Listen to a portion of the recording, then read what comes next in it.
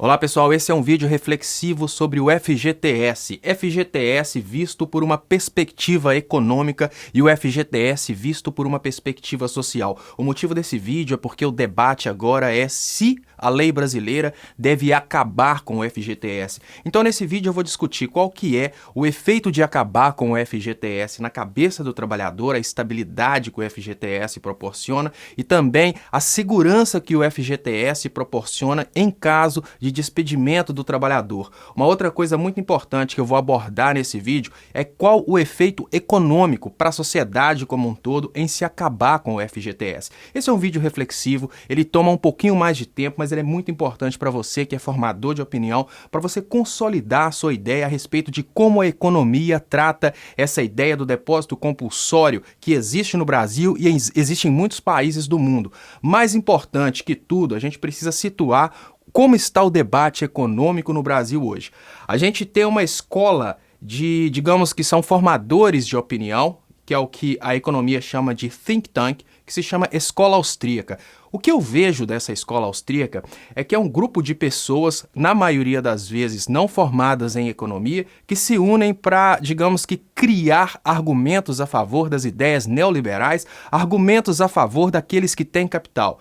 Gente, é muito importante a gente consolidar as ideias econômicas como elas são estudadas na academia dos países que funcionam. Essa coisa de falar de escola austríaca porque eu acho que vai dar certo é muito arriscado para o Brasil. Então, nesse vídeo, eu vou utilizar as teorias econômicas que são ensinadas na Universidade de Economia ao redor de todo o mundo e peço, por favor, que se você tem a sua ideologia focada nas ideias da escola austríaca, respeite a academia. O seu achismo, ele pode ser muito bom para você, mas não traga o seu achismo para a sociedade como um todo. Vamos começar com a ideia de equilíbrio de mercado, que é a forma como a teoria neoclássica de economia admite que o salário é estipulado numa economia. O argumento que se tem hoje por grupos como o MBL e outros grupos que suportam essa ideia do fim do FGTS, é que se o FGTS acabar, aquele valor de 8% que é depositado pelo patrão todo mês para a segurança do empregado, ele vai ser repassado diretamente no salário do trabalhador. Vamos pensar o que a economia fala sobre isso. A definição do salário na economia funciona da mesma forma que a definição de preço de produtos. O que acontece é que, quando existe uma oferta muito grande de trabalhadores, por exemplo, uma situação de desemprego, as empresas têm o poder de oferecer menos e isso abaixa o salário. Quando tem uma oferta pequena de trabalhadores, vamos pensar que a economia está bombando e tem pouco desemprego. As empresas precisam oferecer mais dinheiro para os trabalhadores e por isso os salários aumentam. Aí eu pergunto para você, se aqueles 8% que vão ser dados para o trabalhador numa eventual causa, por exemplo, em caso de despedimento, ou um caso de calamidade pública, se eles não estão sendo utilizados agora, ou seja, se o trabalhador não está utilizando aquele dinheiro nesse exato momento para fazer compras, qual que é a justificativa para você imaginar que se esse depósito deixar de ser feito na conta de FGTS do trabalhador, ele vai aumentar o salário do trabalhador. Se o que define o salário do trabalhador é a oferta e a procura por emprego. O que eu estou querendo dizer nesse primeiro pedaço é que esse raciocínio de que se o FGTS for retirado como lei, o salário do trabalhador vai aumentar, ele não tem fundamento econômico nenhum. O salário do trabalhador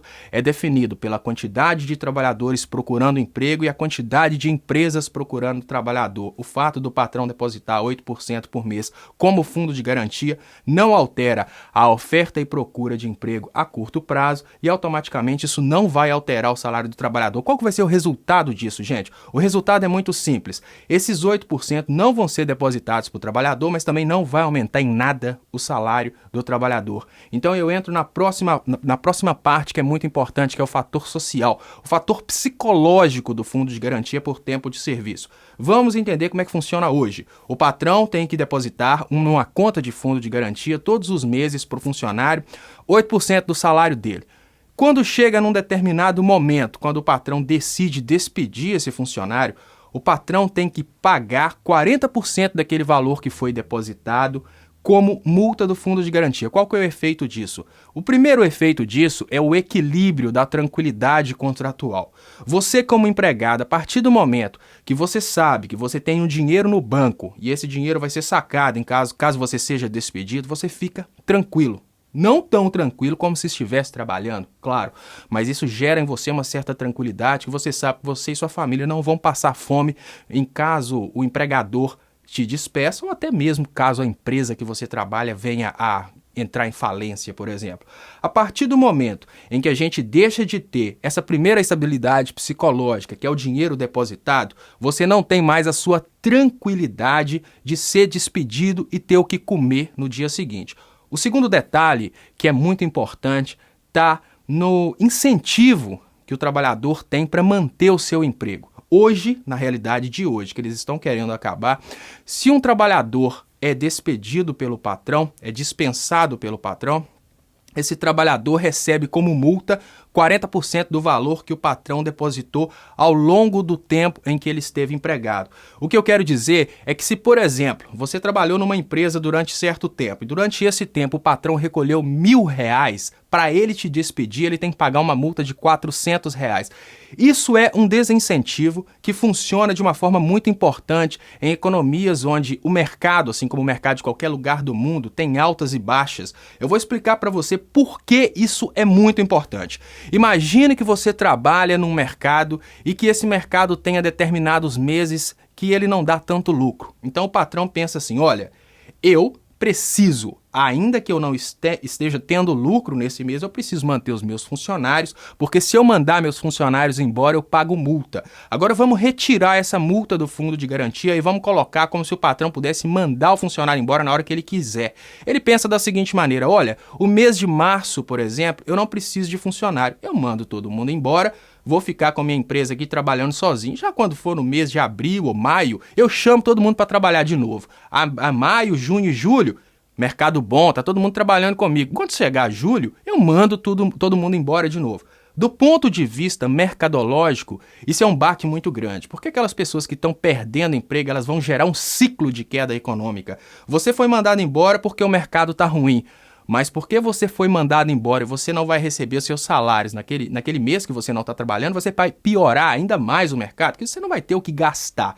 O ciclo desse tipo de coisa é uma queda econômica muito grande. Então, a gente parte da ideia do trabalhador não ter a cabeça fria do que vai acontecer no futuro se ele for mandado embora, porque afinal de contas ele não vai ter dinheiro nenhum, ele perdeu o emprego, ele não vai ter como sacar o fundo de garantia porque não existe mais. O empregador já não esquenta mais a cabeça em mandar embora porque ele não paga multa nenhuma, ele pode contratar e mandar embora da forma que ele quiser, então por isso ele só vai manter o empregado naquele mês que ele estiver tendo lucro. E para o mercado como um todo, essa coisa de não haver uma estabilidade psicológica é uma bomba. Por quê? Porque a pessoa sabe que ela não tem estabilidade psicológica para trabalhar e ela não tem essa ideia de continuidade do emprego, porque o patrão pode mandar embora a qualquer momento. Essa pessoa começa a guardar o dinheiro de forma desesperadora, porque a pessoa pensa, olha, eu até queria comprar um computador, mas eu não vou comprar um computador porque eu não sei se eu vou ter meu trabalho amanhã. Olha, eu até queria construir um quarto a mais na minha casa, mas eu não sei se eu vou construir porque eu não sei se eu vou ter meu trabalho amanhã, porque a estabilidade de emprego não existe mais. Nesse sentido, a economia como um todo paga, porque as pessoas comuns deixam de utilizar o próprio dinheiro e começam a guardar o dinheiro no banco. Então, esse dinheiro que você antes utilizava para seu conforto, porque você perdeu, digamos que a estabilidade psicológica, você já começa a utilizar esse dinheiro para o capital especulativo, que é deixar o dinheiro à disposição dos bancos para que, digamos, os grandes especuladores possam utilizar o seu dinheiro. Você passa a trabalhar sem curtir a vida pelo que você trabalhou. Agora vamos passar para um próximo passo, gente, que são, digamos que, os efeitos financeiros desse tipo de coisa.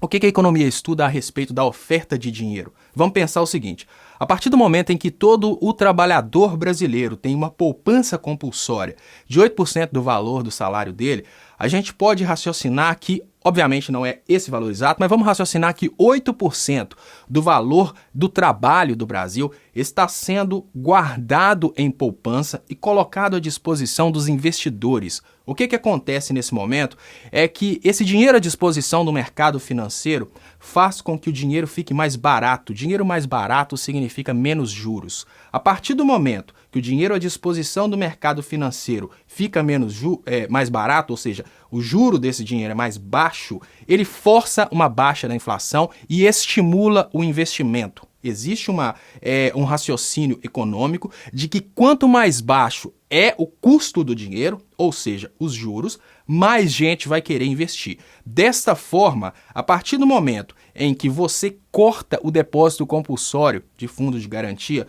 você vai ter menos dinheiro à disposição do investidor. Se você tem menos investimento, automaticamente você tem mais desemprego. Então, nesse ponto, eu fecho o raciocínio com vocês da seguinte maneira: acabar com o fundo de garantia por tempo de serviço no Brasil hoje pode significar, primeiramente, em termos econômicos, pro trabalhador, aumento nenhum no salário do trabalhador, porque o salário do trabalhador é definido pelo equilíbrio e mercado instantâneo, a quantidade de gente desempregada e a quantidade de empresas procurando por trabalhadores. Num segundo momento, o estado psicológico do trabalhador, que vai sempre pensar que pode ser despedido no outro dia, e por causa disso ele nunca vai ter a estabilidade psicológica até para comprar no mercado. Isso gera a condição de trabalho análoga de escravo, que o cara vai pensar: eu preciso me sujeitar a qualquer coisa que a empresa mandar para eu não perder o trabalho. E em compensação, isso gera o desincentivo do emprego do dinheiro. Olha, eu não posso gastar o meu dinheiro, eu vou deixar o meu dinheiro guardado porque eu não sei se eu vou ter trabalho amanhã.